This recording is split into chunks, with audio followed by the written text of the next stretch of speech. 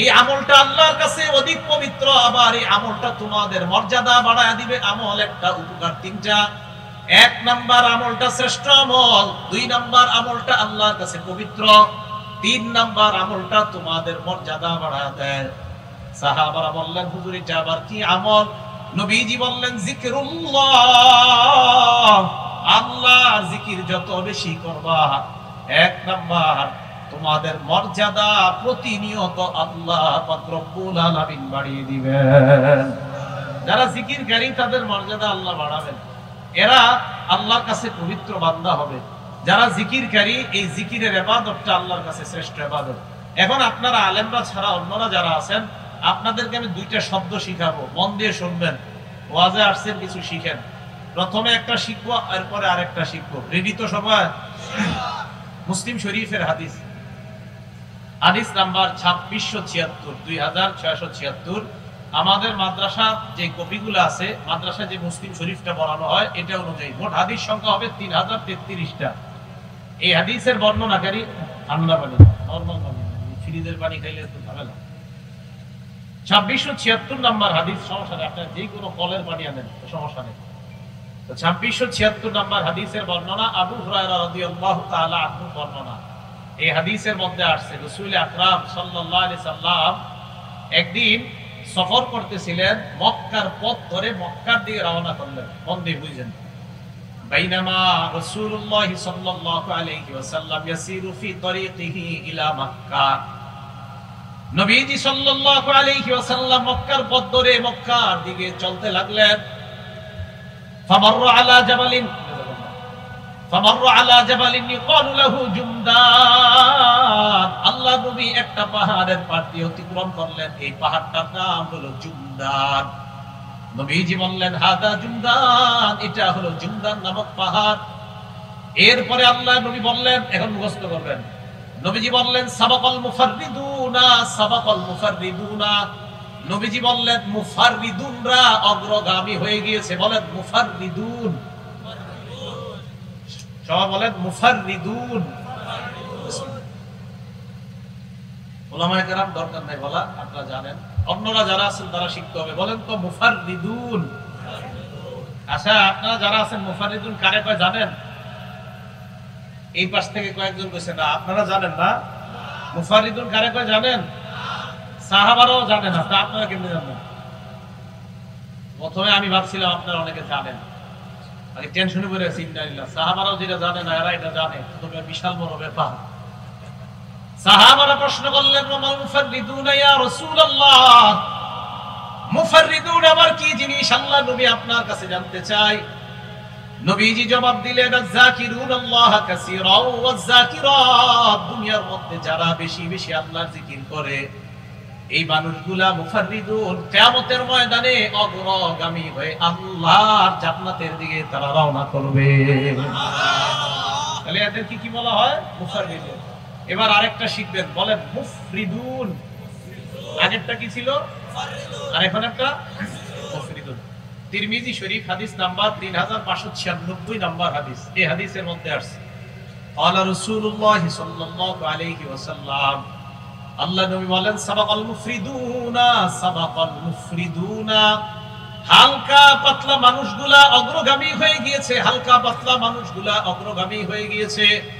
সুসংবাদ, আপনারা যারা চিকুন মানুষ, আপনারা অগ্রগামী। কি বলেন? আপনারা হালকা পাতলা যারা চিকুন, অগ্রগামী না? অগ্রগামী। আল্লাহ যেহেতু জি বলছেন, আল্লাহ সবাইরে জান্নাতের দিকে অগ্রগামী হওয়ার তৌফিক দান করুন। আমিন। সাহাবারা প্রশ্ন করলেন, ওয়াল মুফরিদুন ইয়া রাসূলুল্লাহ, হালকা পাতলারা অগ্রগামী বুঝতে পারলাম, তবে আপনি হালকা পাতলা দ্বারা কি বুঝাইছেন আমাদেরকে বুঝিয়ে দেন। নবীজি বললেন, আল মুস্তাহতারুনা বিযিকরিল্লাহ ইয়াদউ যিকরু আনহুম আসকালাহুম, আল্লাহ নবী বলেন, যারা জিকিরের মধ্যে থাকতে থাকতে জিকিরের কারণে তাদের পাপের বোঝাগুলো হালকা হয়ে যায়, পাপের বোঝা থেকে হালকা হয় যারা, এদেরকে বলা হয় মুফরিদুন। নবীজি বলেন, ফায়াতুনা ইয়াউমাল কিয়ামাতি খিফাফা, কিয়ামতের ময়দানে এই মানুষগুলা হালকা, মানে পাপের বোঝা থেকে হালকা অবস্থায় আল্লাহর দরবারে উপস্থিত হবে। তাহলে মুফরিদুন মানে হলো পাপের বোঝা থেকে হালকা, এই হালকা হয়ে জিকিরকারী বান্দা বান্দীরা কিয়ামতের ময়দানে আল্লাহর দরবারে উপস্থিত হবে। আবু দাউদ শরীফ হাদিস নাম্বার 3667 নাম্বার হাদিস। এই হাদিসের বর্ণনাকারী আনাস রাদিয়াল্লাহু তাআলা আন, তিনি বলেন عن أنس بن مالك رضي الله تعالى عنه قال قال رسول الله صلى الله عليه وسلم لأن أقعد مع قوم يذكرون الله من صلاة الفجر إلى أن تطلع الشمس أحب إلي من أن أعتق أربعة من ولد إسماعيل। নবীজি বলেন, ফজরের নামাজের পর থেকে সূর্য ওঠার আগ পর্যন্ত জিকিরকারী বান্দাদের সাথে বসে থাকা ইসমাইলি বংশের 4টা গোলাম আযাদ করার চাইতেও জিকিরকারীদের সাথে বসে থাকা আমি নবীর কাছে বেশি প্রিয় হয়ে যায়। জিকিরকারীদের সাথে ফজর থেকে সূর্য ওঠা পর্যন্ত বসে থাকা ইসমাইলি বংশের 4টা গোলাম আযাদ করার চাইতে আমি নবীর কাছে বেশি প্রিয়। ওয়ালা আন আকুদা মা কওমিন ইয়াযকুরুনাল্লাহ মিন সালাতিল আসর ইলা আন তাগরুবা শাম। আসরের নামাজের পর থেকে সূর্য ডুবার আগ পর্যন্ত জিকিরকারীদের সাথে বসে থাকা আহাব্বু ইলাইয়া মান আনউতিকা আরবা'a, 4টা গোলাম আযাদ করার চাইতে আসর থেকে মাগরিবের আগ পর্যন্ত জিকিরকারীদের সাথে বসে থাকা আমি নবীর কাছে বেশি প্রিয় হয়ে যায়। এইজন্য জিকিরকারীদের সাথে বসা, জিকির করা, জিকির শোনা এটা সৌভাগ্যের ব্যাপার, এটা ঈমানের পরিচয়। তাই আল্লাহ বললেন, ইন্নামাল মুমিনুনা আল্লাযীনা ইযা যুকিরাল্লাহু ওয়াজিলাত কুলুবুহুম। ঈমানদার তারা যাদের সামনে আল্লাহর নাম নেওয়া হলে, আল্লাহর জিকির করা হলে তাদের অন্তরগুলা ভীত সন্ত্রস্ত হয়ে যায়। আল্লাহ আমাদেরকে বেশি বেশি জিকিরের মজলিসে বসার তৌফিক দান করেন। সহিহ বুখারী হাদিস নাম্বার 6408 নাম্বার হাদিস। বিসমিল্লাহ। আল্লাহুম্মা লাকাল হামদু ওয়া লাকাশ শুকর। সহিহ বুখারী 6408 নাম্বার হাদিসের বর্ণনা। এই হাদিসের মধ্যে আসছে রাসূল আকরাম সাল্লাল্লাহু আলাইহি সাল্লাম বলেন, ইন্না লিল্লাহি মালাইকাতান ইয়াতুফুনা ফিত তুরুকি ইয়ালতামিসুনা আহলা যিকরি। আল্লাহর কিছু মনোনীত ফেরেশতা আছে, এই ফেরেশতাদের কাজ হলো আপনাদের রাস্তাগুলো আছে না ছোট ছোট, এই রাস্তাগুলোতে তারা তওয়াফ করতে থাকে আর জিকিরের মজলিস আছে কোথায় এদেরকে তারা তালাশ করতে থাকে। ফাইযা ওয়াজাদু কওমান ইয়াযকুরুনাল্লাহ তানাদাউ হালুম্মু ইলা হাজাতিকুম। আপনাদের এই মাদ্রাসার ময়দানের পাশে যে রাস্তা, আশরাফপুর কৃষ্ণনগরের রাস্তা, এই রাস্তা দিয়ে একদল ফেরেশতা হাঁটতেছিল, তওয়াফ করতেছিল। এই ফেরেশতারা আপনাদের মতো একদল জিকিরকারী মজলিস পাওয়ার পর অন্য অন্য রাস্তার ফেরেশতাদেরকে ডাক দেয়। ডাক দেওয়ার পর কয়, তানাদাউ হালুম্মু ইলা হাজাতিকুম, আসো তোমরা। আমরা যেই দলটাকে তালাশ করতেছিলাম সিরাজুল উলুম হাফিজিয়া ইসলামিয়া হাফিজিয়া মাদ্রাসার প্রাঙ্গণে ওই জিকিরকারী মজলিসটাকে আমরা পেয়ে গেলাম।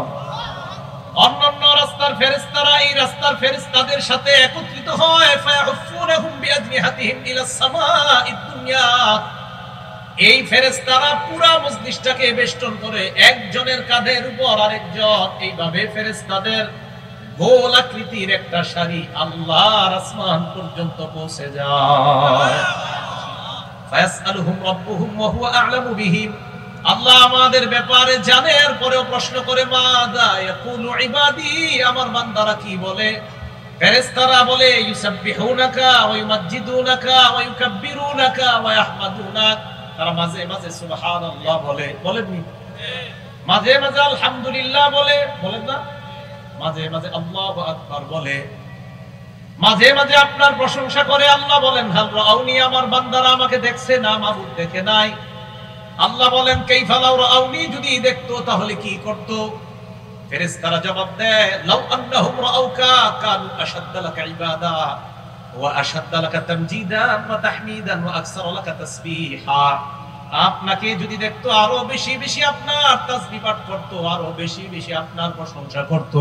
কি আল্লাহরে দেখলে আমরা বেশি তাসবিহ পড়তাম না? আল্লাহরে দেখব না ইনশাআল্লাহ আমরা? জান্নাতের সবাই যাতে একসাথে আল্লাহরে দেখতে পারে, আল্লাহ তৌফিক দান করেন। এটা হাদিস শোনাবনি? সাহাবাদেরকে নবীজি বসা, পূর্ণিমার চাঁদের দিকে তাকাইলেন রাসূল সাল্লাল্লাহু আলাইহি সাল্লাম। নবীজি বললেন, হাল তুদারুনা ফি রুয়াতিহি, এই পূর্ণিমার চাঁদ দেখতে তোমাদের সমস্যা হয়? সাহাবারা কয়, না সমস্যা হয় না। নবীজি বললেন সাতারাউনা রাব্বাকুম কামা তারাউনা হাদাল কামারা ফি লাইলাতিল বদরি লা তুযামুনা ফি রুইয়া ওয়া ফি রিওয়ায়া লা তুযারুনা ফি রুইয়া। এই চাঁদ দেখতে যেমন সমস্যা হয় না, জান্নাতে সরাসরি আল্লাহকে দেখতে সমস্যা হবে। সুবহানাল্লাহ। ফেরেশতাদেরকে আল্লাহ বলে আমারে দেখলে কি করতে হবে, আরো বেশি বেশি আপনার প্রশংসা করতে। এবার আল্লাহ বলে মাযা ইয়াসআলুনানি, তারা আমার কাছে কি চায়? আপনারা আমার সাথে বলেন হে আল্লাহ, আমরা আপনার কাছে জান্নাত চাই। ফেরেশতারা বলে ইয়াসআলুনাকাল জান্নাহ, আল্লাহ তারা আপনার কাছে জান্নাত চায়। জান্নাত চাইতো। এবার আল্লাহ বলেন কাইফা লাউ রাউহা, তারা জান্নাত দেখছে। ফেরেশতারা কয় না, আল্লাহ বলে কাইফা লাউ রাউহা, যদি দেখতো কি করতো? ফেরেশতারা জবাব দেয় যদি দেখতো কানু আশাদ্দা আলাইহা হিরসা, মাবুদ জান্নাত দেখলে জান্নাতের প্রতি আরো তারা লোভী হয়ে যাইতো। ওয়া আশাদ্দা লাহা তালাবা, জান্নাত আরো বেশি করে তালাশ করতো। ওয়া আযমা ফিহা রাগবা, জান্নাতের ব্যাপারে আরো বেশি আগ্রহী হয়ে যাইতো। এবার আল্লাহ বলে মিম্মা ইয়াতাআওয়াজুনা, আমার কাছে তারা কি থেকে পানাহ চায়? বলেন আমার সাথে হে আল্লাহ, আমরা আপনার কাছে জাহান্নাম থেকে পানাহ চাই। ফেরেশতারা বলে আল্লাহ তারা আপনার কাছে জাহান্নাম থেকে পানাহ চায়। আজকে কিন্তু আমরা আল্লাহর কাছে জান্নাতও চাইলাম, আবার জাহান্নাম থেকে পানাহও চাইলাম। তো আল্লাহ কয় জাহান্নাম থেকে পানাহ চাই? কয় হ্যাঁ। দেখছে? কয় না। কাইফা লাউ রাউহা, দেখলি কি করতো? ফেরেশতারা জবাব দেয় যদি দেখতো কানু আশাদ্দা মিনহা ফিরারা, দেখলে আরো বেশি বেশি জাহান্নাম থেকে পালাইতো। ওয়া আশাদ্দা লাহা খাউফা, আরো বেশি বেশি ভয় করত। আল্লাহ বলে ফেরেশতারা ইন্নী উশহিদুকুম আন্নী ক্বাদ গফারতু লাহুম, সাক্ষী থাকো আমি আল্লাহ ওই সিরাজুল উলুম ইসলামিয়া মাদ্রাসার প্রাঙ্গণের মানুষগুলারে maaf করে দিলাম। পিছনে যারা দাঁড়ায় আছে তাদের ব্যাপারে কি অবস্থা হবে? না না আপনারা জানেন না কি হবে। এক ফেরেশতা আল্লাহর কাছে বলে, এই হাদিসে আছে ফুলানুন লাইসা ফীহি আল্লাহ, এমন একজন বান্দা আছে এই জায়গায় যারা মূলত ওয়াজ শুনতে আসে নাই, এমনি আসছে বলছে। আল্লাহ দেখেন কত মহান, আপনারা টেনশন করেন না, এমনি যদি আইসা থাকেন আল্লাহ কয় হুমুল জুলাসা লা ইয়াশকা জালিসুহুম, এই জায়গার মজলিসটা এত দামি মজলিস, তাদের পিছনে যারা এমনিও আসে আমি তাদেরকেও maaf করে দেই। তাহলে জিকিরের মজলিসে গেলে আপনি যদি অন্য কোনো প্রয়োজনে গিয়েও বসে যান আল্লাহ maaf করে দিবেন। তাহলে এই মজলিসের দাম কম না অনেক বেশি? আল্লাহ গুরুত্ব দেওয়ার তৌফিক দান করেন। একটা কিতাব আছে নাম আল ওয়াবিল, এই কিতাবের লেখকের নাম ইবনুল কাইয়্যিম রাহমাতুল্লাহি আলাইহি, শাইখুল ইসলাম ইবনে তাইমিয়া রাহমাতুল্লাহি আলাইহির ছাত্র। উনি এই কিতাবের ৬৭ নাম্বার পৃষ্ঠায় একটা বর্ণনা আসছে, নবীর সাহাবা আবু দারদা রাদিয়াল্লাহু তাআলা আনহুর একটা বর্ণনা আসছে। তিনি বলেন লিকুল্লি শাইইন জালা, প্রত্যেকটা জিনিসের একটা উজ্জ্বলতা আছে। আজকে আপনাদের এই মাহফিলের উজ্জ্বলতা, লাইটিং গুলা, এগুলা না থাকলে এটা উজ্জ্বলতা হইতো না। আরো উজ্জ্বলতা আজকে যাদেরকে দাওয়াত দিয়েছেন তারা, এখন যদি লাইট গুলো অফ হয়ে যায় বলেন উজ্জ্বলতা থাকবে না নষ্ট হয়ে যাবে?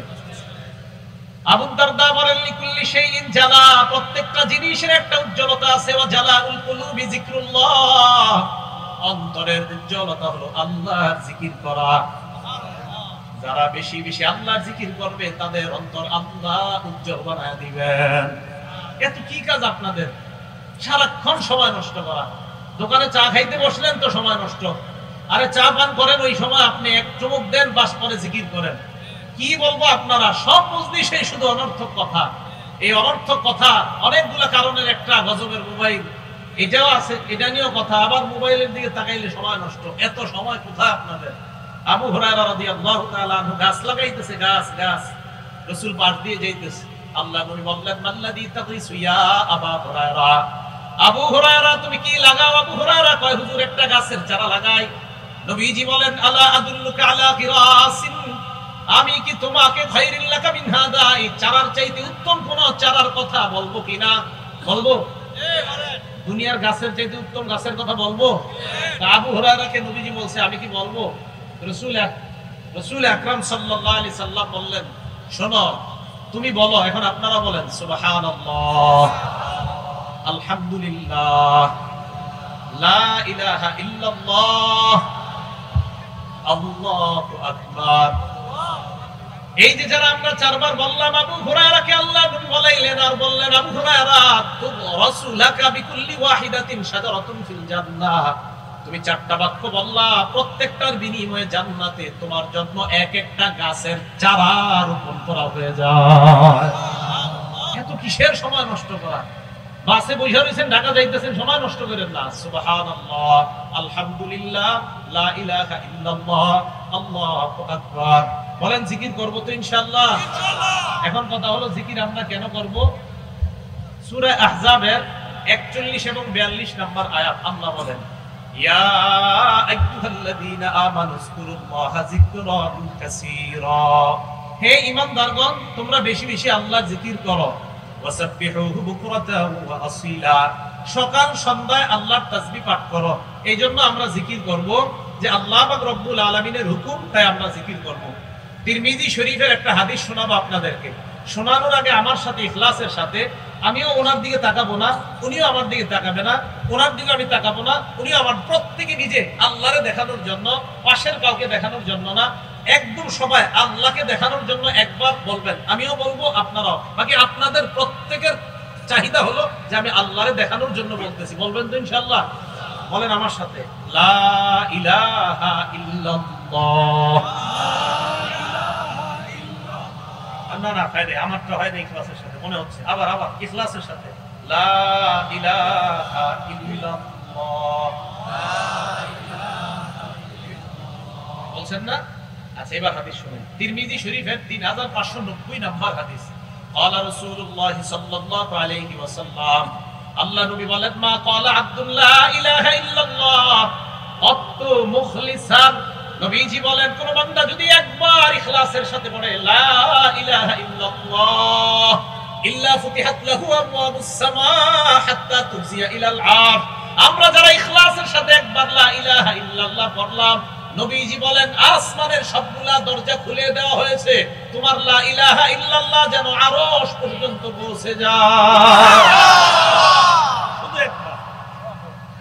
রাত্রে 3টার দিকে ঘুম ভেঙে গেছে, বিবি ঘুমায়, ছেলে মেয়ে সবগুলা ঘুমাইতেছে, হাদিস মনে পড়ে গেছে কি, যে রাসূলুল্লাহ বলছে একবার ইখলাসের সাথে লা ইলাহা ইল্লাল্লাহ পড়লে আসমানের সব দরজা খোলে। তো রাত 3টার দিকে হঠাৎ ঘুম ভাঙছে, ইখলাসের সাথে পড়েন লা ইলাহা ইল্লাল্লাহ। দুনিয়ার মানুষ জানেও না, আশরাফপুরের গ্রামবাসী জানেও না, আপনি যে রাত 3টায় আসমানের সব দরজা খুলে ফেলছেন। সুবহানাল্লাহ। জিকিরের মাধ্যমে জিহ্বাটা তরুতাজা রাখে। এবার আমার সাথে 3টা বাক্য বলবেন। বলেন, আল্লাহু আকবার কাবীরা, আল্লাহু আকবার কাবীরা, আলহামদুলিল্লাহি হামদান কাসীরা, আলহামদুলিল্লাহি হামদান কাসীরা, সুবহানাল্লাহি বুকরাতাও ওয়া আসীলা, সুবহানাল্লাহি বুকরাতাও ওয়া আসীলা। বলছেন তো সবাই? এবার হাদিস শুনেন। তিরমিজি শরীফের 3592 নম্বর হাদিস।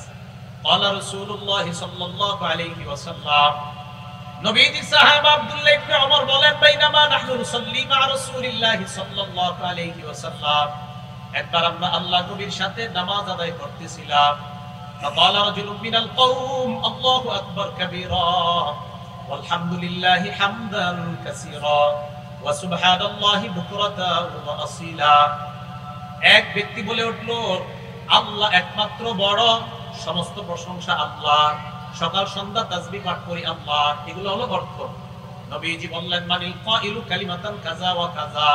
আচ্ছা, এই কথাগুলো কে বলছে? মাত্র এক সাহাবা বললেন, আনা ইয়া রাসূলুল্লাহ, হুজুর আমি বলছি।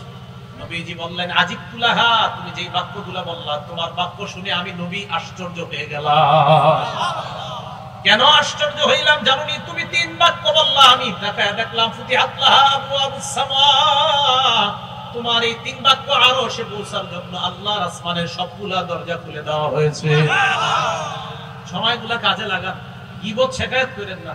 চা স্টলের সামনে বৈশা অমুকে কি করলো, তমুকে কি করলো, এই গীবত না করে, এই গীবত শিকায়ত না করে, এই জিহ্বাটা জিকিরের মাধ্যমে তরুতাজা রাখেন। এই জিহ্বাটা সব সময় জিকির জারি রাখেন। আল্লাহ তৌফিক দান করেন। তাহলে ইমানদারের 1 নাম্বার পরিচয়, যাদের সামনে জিকির করা হলে অন্তর কেঁপে ওঠে।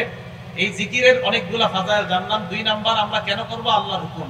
3 নাম্বার, জিকির করলে লাভ কি? আপনি যে জিকির করবেন, জিকির করলে লাভ, আমার সাথে বাংলা বলবেন। বলেন, অশান্ত হৃদয় প্রশান্ত হয়ে যায়। বলেন, অশান্ত হৃদয় প্রশান্ত হয়ে যায়। দলিল সূরা রাদ আয়াত নাম্বার 28। আল্লাহ বলেন, আল্লাযীনা আমানু আউযু বিল্লাহি মিনাশ শাইতানির রাজীম। আল্লাহ বলেন আল্লাযীনা আমানু ওয়া তাতমাইন্নু কুলুবুহুম বিযিকরিল্লাহ আলা বিযিকরিল্লাহি তাতমাইন্নুল কুলুব।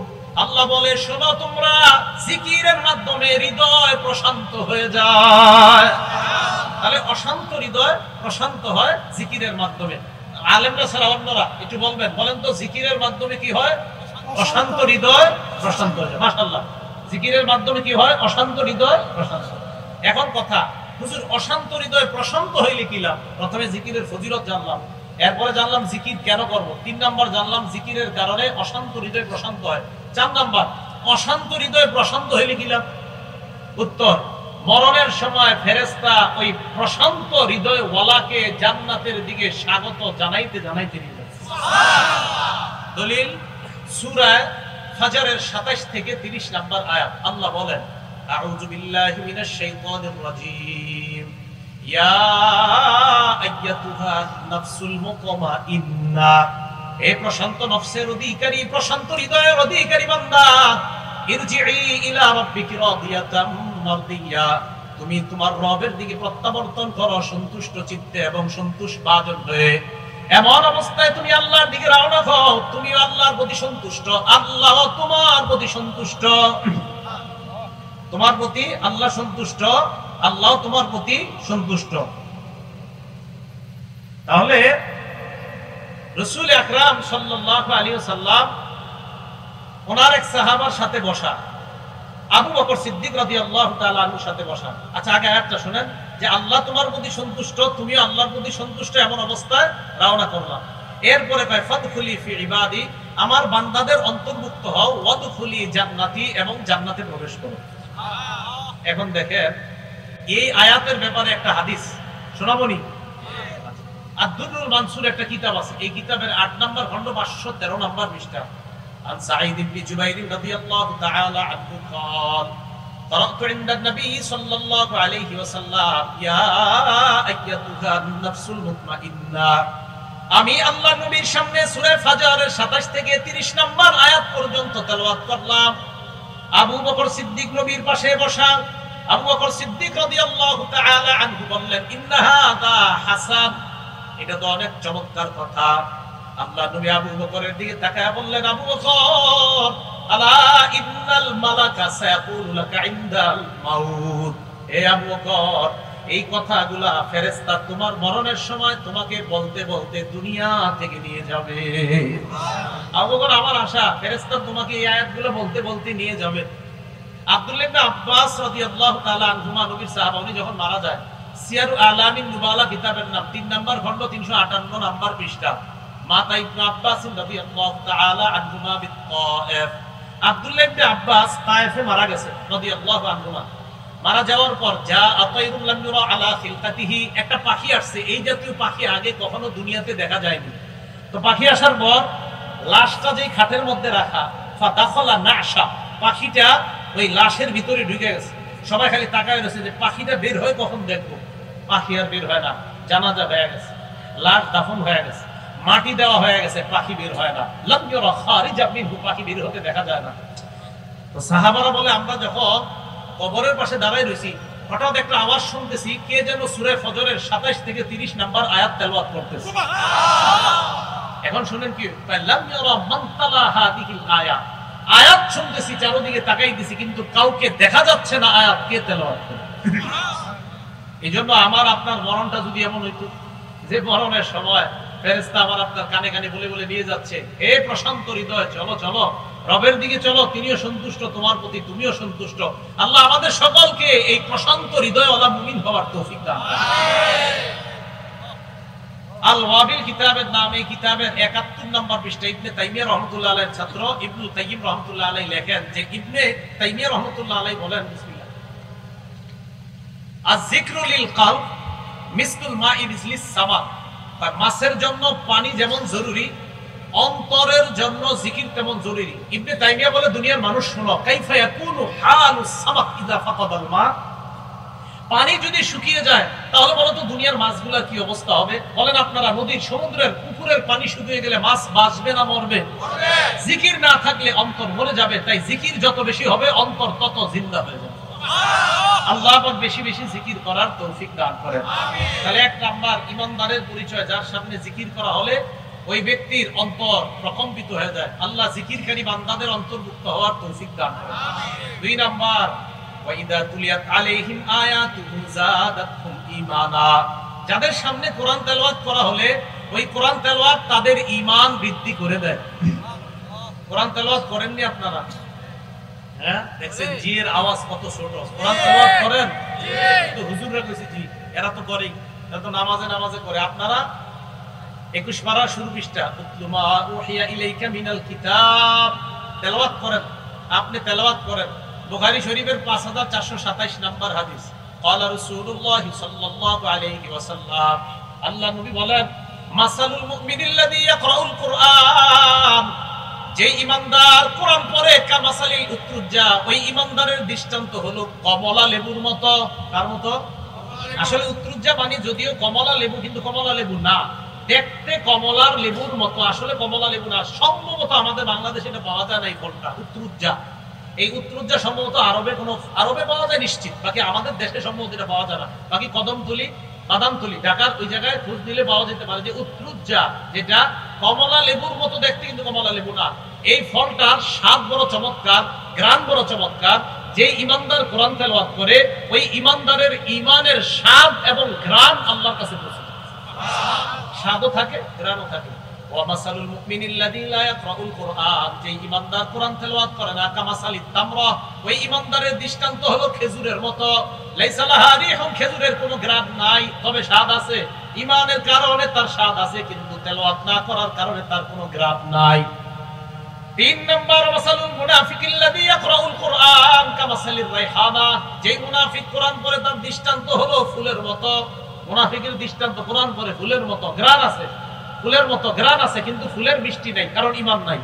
ওয়ামাসালুল মুনাফিকিল্লাযী লা ইয়াকরাউল কুরআন কামাসালিল হানজালা, যে মুনাফিক কোরআন পড়ে না তার দৃষ্টান্ত মাকাল ফলের মতো। এই ফলের ঘ্রাণও নাই, আবার এই ফল স্বাদও না। আল্লাহ আমাদের সকলকে কোরআন তেলাওয়াত যেন করতে পারি প্রতিনিয়ত আল্লাহ তৌফিক দান করেন। কোরআন তেলাওয়াত যেই জায়গায় সবচেয়ে বেশি করা হয়, এই জায়গাগুলোর নাম কি? মাদ্রাসা। বলেন সহজে, কি নাম? মাদ্রাসা। প্রত্যেকদিন প্রতিনিয়ত 24 ঘন্টা কোরআন তেলাওয়াত করা চলতেছে। তিরমিজি শরীফের 2909 নাম্বার হাদিসের বর্ণনা, ক্বালা রাসূলুল্লাহ সাল্লাল্লাহু আলাইহি ওয়াসাল্লাম, আল্লাহ নবী বলেন, খায়রুকুম মান তাআল্লামাল কুরআনা ওয়া আল্লামা, তোমাদের মধ্যে সর্বোত্তম ওই ব্যক্তি যেই ব্যক্তি কোরআন শিখে অন্যকে শিখায়। তার মানে এটা নিশ্চিত মাদ্রাসার ছাত্র উস্তাদ তারা সবচেয়ে সর্বোত্তম ব্যক্তি, এরা কোরআন শিখে, কোরআন শিখায়। তিরমিজি শরীফের 2910 নাম্বার হাদিস, ক্বালা রাসূলুল্লাহ সাল্লাল্লাহু আলাইহি ওয়াসাল্লাম, মান ক্বারাআ হারফাম মিন কিতাবিল্লাহ ফালাহু বিহি হাসানা ওয়াল হাসানাতু বিআশরি আমসালিহা, কোরআনের একটা অক্ষর যদি কেউ পড়ে তার আমলনামায় আল্লাহ 10টা সওয়াব লিপিবদ্ধ করে দেন। সুবহানাল্লাহ। পড়েন তো, আলিফ লাম মিম। আলিফ লাম মিম। রাসূল আকরাম সাল্লাল্লাহু আলাইহি সাল্লাম বলেন, আমি বলি না যে আলিফ লাম মিম একটা হরফ, ওয়ালাকিন আলিফুন হরফুন, আলিফ একটা হরফ, ওয়া লামুন হরফুন, লাম একটা হরফ, ওয়া মিমুন হরফুন, মিম একটা হরফ। আলিফ লাম মিম যারা পড়লাম আমাদের আমলনামায় আল্লাহ 30টা সওয়াব লিপিবদ্ধ করে দিয়েছেন। সুবহানাল্লাহ। কোরআন পড়া যেই জায়গায় হয় এটার নাম মাদ্রাসা। মাদ্রাসায় পড়া হয় লেখা পড়া। বলেন তো কি করা হয়? লেখা পড়া। জানেন, আমি যখন দুনিয়ার গবেষণা করি, দুনিয়ার সৃষ্টি নিয়ে বড় আশ্চর্য হয়ে যাই। আবু দাউদ শরীফের 4700 নাম্বার হাদিস, এই হাদিসের মধ্যে আসছে, ইন্না আউওয়ালা মা খালাকাল্লাহুল খালকা আল কলম, আল্লাহ সর্বপ্রথম যে জিনিসটা বানাইছে এটা হলো কলম। কি বানাইছে? অনেকে অন্যটা বলে, অনেকে অন্যটা বলে, মানে আমি আস্তে আস্তে অনেক কিছু দেখছি, মনে হয় হেরা অন্যটা কয়, বাকি কলম সহিহ হাদিস অনুযায়ী। এই কলম বানানোর পর আল্লাহ কলমকে বললেন, কলম তুমি লেখো। তো কলম কয়, মাজা আক্তুবু ইয়া রাব, আল্লাহ আমি কি লিখবো? আল্লাহ বললেন, উকতুব মাকাদির কুল্লি শাইইন হাত্তা তাকুমাস সাআ, কিয়ামত পর্যন্ত যা হবে সব তুমি লেখো। সুবহানাল্লাহ। তাহলে দুনিয়ার সৃষ্টির গবেষণা করলে লেখা, বলেন কি হয়? লেখা। ইসলাম গবেষণা করলে দেখেন তো কি হয়। নবীজি সাল্লাল্লাহু আলাইহি সাল্লাম হেরা পর্বতে বসা, বুখারী শরীফের 3 নাম্বার হাদিস, জিবরিল আমিন নবীজির কাছে আসে। আসার পর নবীকে সর্বপ্রথম বললেন, ইকরা ইয়া মুহাম্মদ, আপনি পড়েন হে মুহাম্মদ সাল্লাল্লাহু আলাইহি সাল্লাম। বলেন ইসলামের সর্বপ্রথম শব্দ পড়া, বলেন কি? দুনিয়ার সর্বপ্রথম শব্দ লেখা, ইসলামের গবেষণা করলে সর্বপ্রথম শব্দ পড়া, দুইটা মিলাইলে হয় লেখাপড়া। তাহলে লেখাপড়া ধর্মীয় শিক্ষা যেই জায়গায় হয় এটা হলো মাদ্রাসা। বলেন এটার নাম কি? মাদ্রাসা। তো মাশাআল্লাহ সিরাজুল উলুম ইসলামিয়া হাফিজিয়া মাদ্রাসা ছাত্রদের এখানে সংকুলন হচ্ছে না, এত পরিমাণ ছাত্র। এটা কি খুশির খবর না দুঃখের খবর? ছাত্র জায়গা দিতে না পারাটা এটা কি খুশির খবর না দুঃখের খবর? এজন্য মাদ্রাসার ছাদ ঢালাই হচ্ছে ছাত্রদের, এজন্য থাকার ব্যবস্থার জন্য ছাদ ঢালাই হচ্ছে, ছাদ ঢালাই হবে ইনশাআল্লাহ। আরো অনেক কাজের বাকি আছে, শ্রমিকদের পারিশ্রমিক সহ প্রচুর পরিমাণ কাজও বাকি এবং অর্থনৈতিক একটা প্রয়োজন আছে। এজন্য মাদ্রাসার অর্থনৈতিক বিষয়টা আমরা সকলে লক্ষ্য রাখবো তো ইনশাআল্লাহ। কি বলেন, সকলে লক্ষ্য রাখবো তো ইনশাআল্লাহ। হুজুর আসার আগে, হুজুর এসে পড়তেছেন, আসার আগে আমরা মাদ্রাসার জন্য আমরা কেউ উঠবো না। আমরা মেহেরবানি করে আমরা মাদ্রাসার জন্য যে যা পারি ইনশাআল্লাহ আমরা শরীক হওয়ার চেষ্টা করব। আর যদি আপনারা বলেন লেখাইবেন বাকি, তাও লেখাতে পারেন, নগদ যদি দিতে চান সেটাও লেখাতে পারেন।